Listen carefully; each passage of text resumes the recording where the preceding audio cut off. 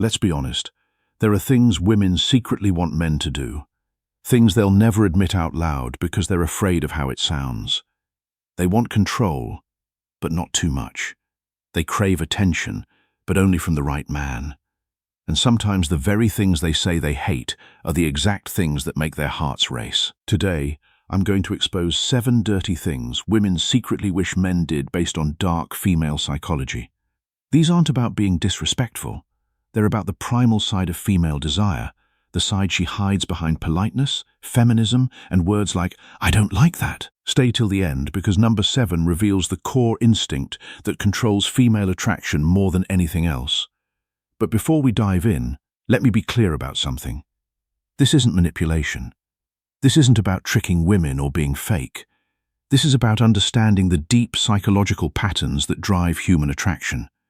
Patterns that exist whether we acknowledge them or not. The reality is most men go through life completely blind to these hidden desires. They listen to what women say they want, but they ignore what women actually respond to. And that gap between words and reality is where most men lose the game before it even starts. So, if you're ready to understand the truth behind female attraction, if you're ready to see past the surface and into the psychology that drives desire, then let's begin. 1. She secretly wants you to take control confidently, not forcefully. Even the most independent woman feels an undeniable attraction toward a man who knows what he wants and takes the lead. She may say she loves equality, and she does, but emotionally, she's drawn to masculine dominance. When you make decisions, guide situations, or lead her with calm confidence, you awaken something primal in her. It's not about control, it's about security. She wants to feel your certainty because it lets her relax into her feminine energy. Think about it this way. Every single day, she makes hundreds of decisions. What to wear, what to eat, how to respond to that email, how to handle that difficult coworker. She's constantly in problem-solving mode, constantly figuring things out. And when she's with you, deep down, she doesn't want to make another decision. She wants to exhale. She wants to trust that you've got this, that you can navigate the moment with clarity and purpose. When you say, "I know a great place, let's go there," instead of, "Where do you want to go?" When you lead her through a crowd with your hand on the small of her back. When you make the call in uncertain moments without hesitation, you're giving her something she can't get anywhere else. The freedom to just be. But here's the key distinction most men miss. Leadership isn't about barking orders or being controlling. It's about being so internally certain that she naturally wants to follow your lead. It's about creating a space where she feels safe enough to surrender her need to control everything. The moment she feels you can handle her world without needing her validation, that's when attraction becomes instinctual. This is why the nice guy who constantly asks for permission, who defers every decision back to her, who seeks approval before taking action, he exhausts her emotionally. Not because he's kind, but because he's adding to her mental load instead of taking it away. True leadership is a gift you give her. The gift of letting her feminine energy flow freely because she trusts your masculine direction. The Stoic philosopher Epictetus taught, "It's not what happens to you, but how you react to it that matters." When you react with certainty and calm leadership, you demonstrate a strength that she instinctively trusts. 2. She wants you to tease her playfully, not cry. Most men are either too nice or too cold, but women secretly crave the middle ground. A man who can play with her mind just enough to keep her hooked. When you tease her with confidence and a smirk, you create emotional tension. That tension is addictive. It's what makes her replay conversations in her head at night, because teasing is a form of flirtation that says, "I'm not intimidated by you." And that's powerfully attractive. Let me break down why this works on such a deep level. When you tease a woman, you're essentially communicating several things at once. First, you're showing that you're comfortable enough to challenge her, that you're not walking on eggshells around her beauty or her presence. Second, you're creating emotional spikes, little moments of surprise that break the predictable pattern most men follow. And third, you're demonstrating social intelligence, the ability to read the room, to understand boundaries, and to dance right along that edge without crossing it. Women are attracted to men who can handle verbal sparring. Why? Because it shows mental strength. It shows you're not easily thrown off balance. It shows you have a personality that can't be intimidated or controlled. Think about the difference between these two responses when she says she's running late. Response A, "Oh, that's okay. No worries at all. Take your time." Response B, "Let me guess. You changed your outfit 3 times and you're still not happy with it." The first response is safe, it's nice, but it creates zero emotional charge. The second response, it teases her playfully, it shows you understand her, and it makes her smile, maybe even laugh while she's scrambling to get ready. That small moment of playful tension just made her feel something. And feeling something, even if it's mock offense or playful annoyance, is infinitely better than feeling nothing. But here's the critical boundary. Teasing must come from a place of warmth, not cruelty. There's a massive difference between playful banter and cutting insults. Real teasing says, "I see you, I like you, and I am comfortable enough to joke with you." Cruel mockery says, "I want to hurt you to feel powerful." Women can tell the difference instantly. One makes her feel alive, the other makes her feel unsafe. Remember, teasing done right builds chemistry faster than compliments ever will, because compliments tell her what she already knows, but teasing shows her who you are. As Seneca wrote, "We suffer more in imagination than in reality." And when you tease her playfully, you're not making her suffer, you're making her imagine, creating the very tension that attraction thrives on. 3. She wants to chase you, even if she'll never admit it. Here's a psychological fact. Women value what they earn more than what they're handed. When a man is too available, too eager, or too predictable, she loses interest. Not because she's mean, but because her brain stops producing the thrill of pursuit. The women who say they want a man who gives them everything, they get bored the moment they actually get him. She wants a man who's present, but not clingy. A man she has to win over emotionally, because when she chases, her desire intensifies. Let me explain the psychology behind this, because it goes deeper than most people realize. Human beings, all human beings, are wired to pursue what retreats and to retreat from what pursues. This isn't gender-specific. It's not manipulation. It's basic human psychology that's been documented for centuries. When something is easily obtained, our brains assign it lower value. When something requires effort, investment, and uncertainty, our brains become obsessed with it. This is why the guy who texts back immediately, every single time, who's always free, who drops everything the moment she reaches out, he kills attraction. Not because there's anything wrong with him as a person, but because he's removed all mystery, all challenge, all sense of having to earn his attention. Meanwhile, the guy who has his own life, his own purpose, his own schedule, the guy who sometimes takes hours to respond because he's genuinely busy, he creates natural scarcity. And scarcity triggers the chase response in her brain. She starts thinking about him more. She starts initiating contact more. She starts trying to figure him out, to win his approval, to secure his attention. And here's the beautiful paradox. The less she feels she has you, the more she wants you. The more she has to work for your time and attention, the more valuable that time and attention becomes to her. But again, there's a critical distinction here. This isn't about playing games or being intentionally cold. This is about genuinely having a life that matters to you. A mission, a purpose, goals, passions, things that legitimately demand your time and energy. When you're scarce because you're busy building something meaningful, that's attractive. When you're scarce because you're following some pickup artist strategy while actually sitting at home doing nothing, she'll sense the fakeness and it'll repel her. The secret isn't to ignore her, it's to make her earn your attention. That's what makes her crave it. Because when a woman has to chase, she invests emotionally. And the more she invests, the more she values what she's pursuing. This is why the relationships where women chase initially often become the ones where they're most devoted long-term, because they had to work for it. They assigned it tremendous value, and now they'll fight to keep it. Marcus Aurelius wrote, "You have power over your mind, not outside events. Realize this, and you will find strength." When you have a purpose that commands your attention, you naturally become a man who is not always available, and that unavailability is part of your strength. 4. She wants you to have a dark side just enough to feel dangerous. Women are drawn to contrast. They want the kind man who can also be cold when needed, the protector who can also be feared by others, the gentleman with a dangerous edge. It's psychology. A man's dark side signals strength, unpredictability, and control.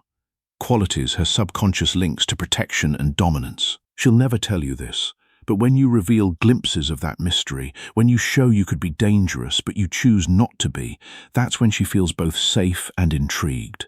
Let's talk about why this is one of the most misunderstood aspects of attraction. When women say they want a nice guy, they're telling the truth, but only part of it. They want a man who treats them well, who's kind and respectful, but they also want a man who has the capacity for darkness, for danger, for controlled aggression. He just chooses not to direct it at her. This goes back to evolutionary psychology. For thousands of years, women had to select mates who could protect them and their children from threats. A man who was only gentle, only kind, only soft, he couldn't protect anyone when danger arrived. But a man who possessed strength, who could be fierce when necessary, who had a controlled darkness within him, he could keep her safe. So, in modern times, this translates to a very specific type of attraction. Women want a man who's a wolf to the world but a lamb to her. They want to see you handle conflict with other men without backing down. They want to see you set firm boundaries when someone disrespects you. They want the sense that beneath your calm exterior there's something powerful, something that could be unleashed if needed. But here's what makes this truly attractive. It's not the darkness itself, it's your control over it. Any man can be aggressive, but a man who can be dangerous and chooses restraint, that's mastery. A man who can dominate but chooses gentleness with her, that's power. This is why women are drawn to reformed bad boys, to men with troubled pasts who found peace, to guys who have intensity in their eyes but kindness in their actions. It's the contrast that's intoxicating. She feels safe because you're gentle with her, but she also feels excited because she knows there's more to you, something deeper, something darker, something that only she gets to see glimpses of. Darkness isn't about aggression, it's about depth. And the deeper you go, the stronger her fascination becomes. Show her you have layers. Show her you're not one-dimensional. Show her that you contain multitudes, light and dark, strength and gentleness, danger and safety. That complexity is magnetic. Seneca wrote, "A man is as unhappy as he has convinced himself he is. But a man who has integrated his darkness, who is not a slave to his shadows, but has mastered them, that man is free. And freedom is attractive." 5. She wants you to ignore her just a little. Sounds twisted, right? But it's true. If you give her constant attention, she feels smothered. But when you pull back, when you don't text first, when you seem busy living your own life, her mind starts working overtime. She starts wondering, what's he doing? Who's he with? Why hasn't he reached out? That mystery triggers emotional tension, and tension creates attraction. It's not about playing games, it's about balance. You're showing that your life doesn't revolve around her, and that's what makes her want to be part of it. Now, before anyone misunderstands this, let me clarify what I mean. This isn't about being intentionally cold or playing manipulative games where you calculate exactly how long to wait before responding to seem cool. This is about genuine independence. When you have a life you're genuinely excited about, hobbies, goals, friendships, purpose, you naturally won't be glued to your phone waiting for her messages. You'll respond when you're available, not the instant she reaches out.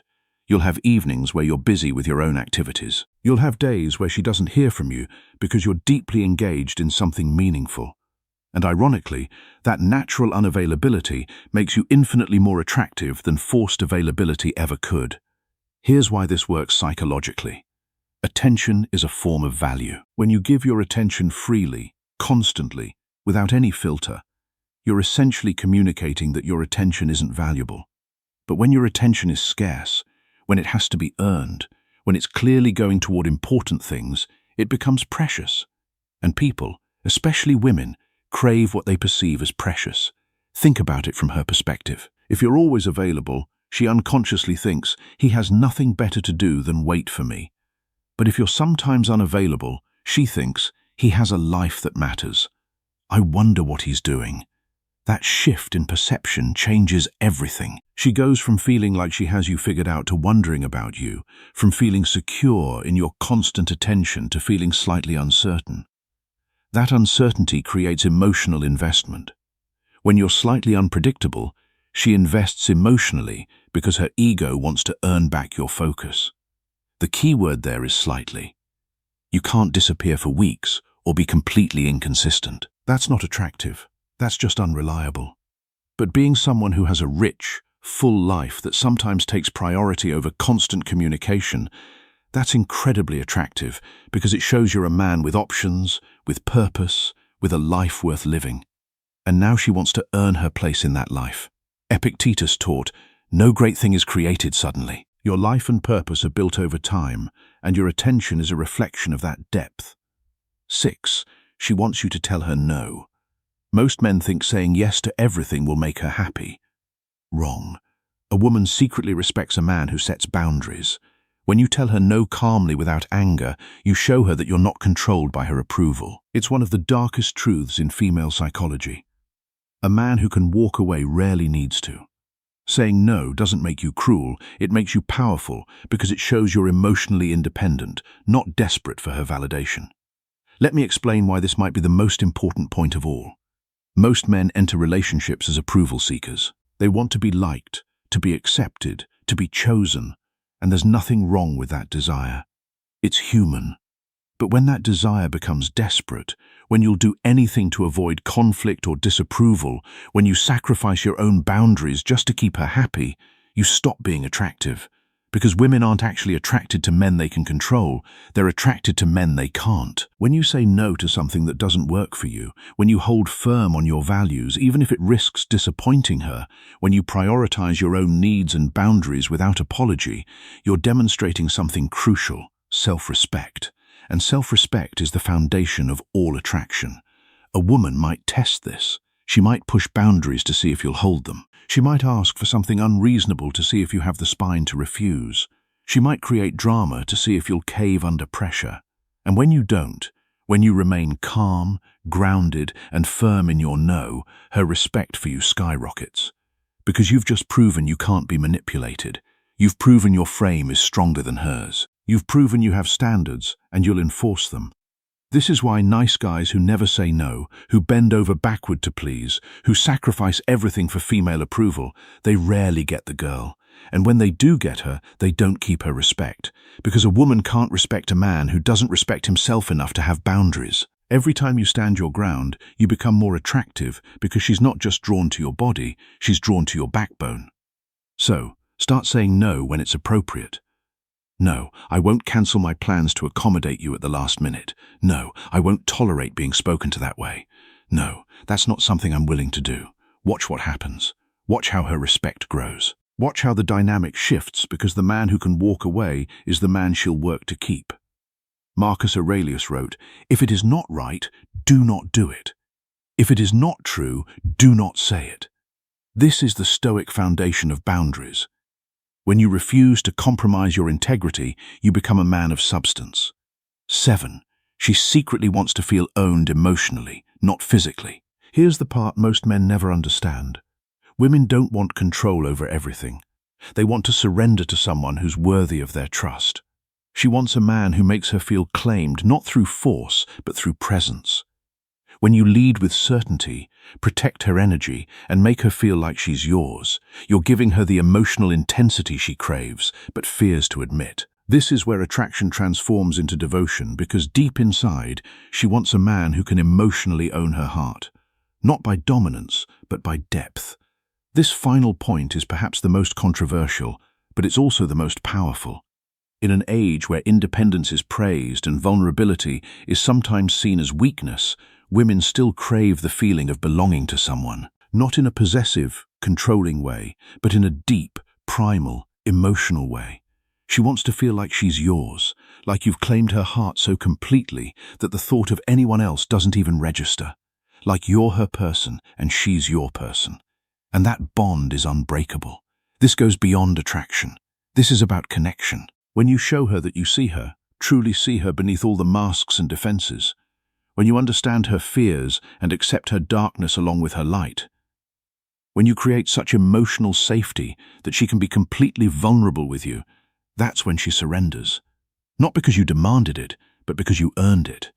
This kind of emotional ownership comes from consistency, from showing up when it's hard, from protecting her heart as fiercely as you'd protect her body, from making her feel so secure in your commitment that she never has to question where she stands. And when a woman feels emotionally owned by a man she trusts and respects, her loyalty becomes unshakable, because you've given her something rare, the freedom to fully surrender her heart, knowing it's in hands that will cherish it.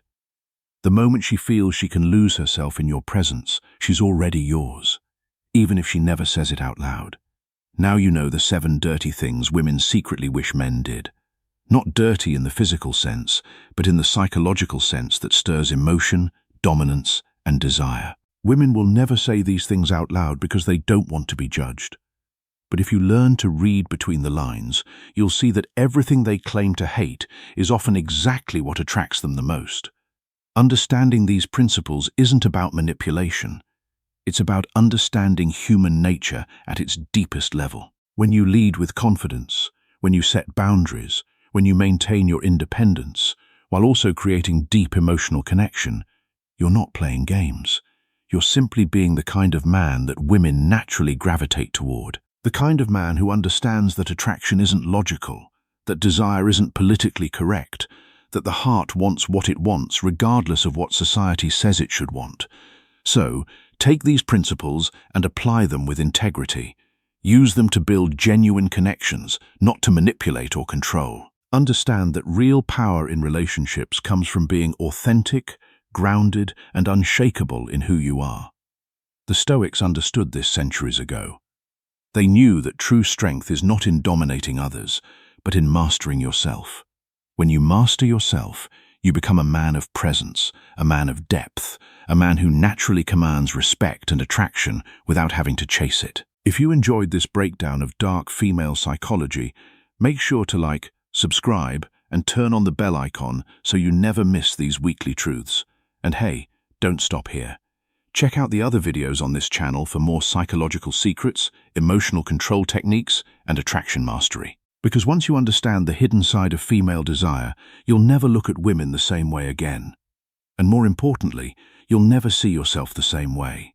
You'll understand your own power, your own value, and how to show up as the man women secretly dream about but rarely find.